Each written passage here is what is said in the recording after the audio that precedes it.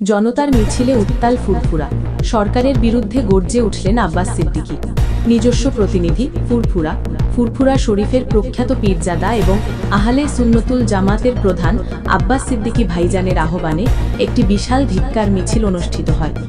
রাজ্যের আইন শৃঙ্খলা পরিস্থিতির অবনতি, বাজে নির্দিষ্ট কারণে মিছিল এবং সংখ্যালঘুদের ওপর বঞ্চনার বা অন্য নির্দিষ্ট অভিযোগের প্রতিবাদে এই মিছিলের আয়োজন করা হয়।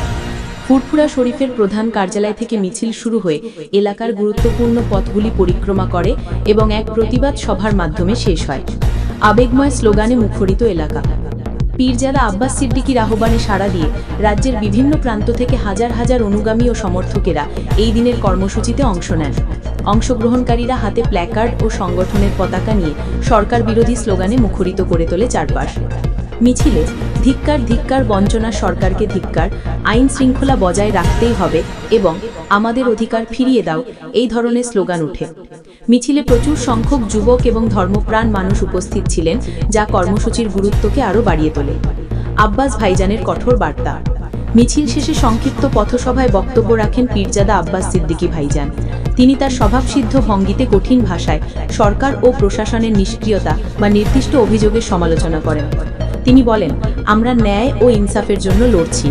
যারা আমাদের অধিকার থেকে বঞ্চিত করছে তাদের বিরুদ্ধে এই ধিক্কার। যদি সরকার অবিলম্বে নির্দিষ্ট দাবি পূরণ না করে তবে আগামী দিনে আরও বৃহত্তর আন্দোলন গড়ে তোলা হবে।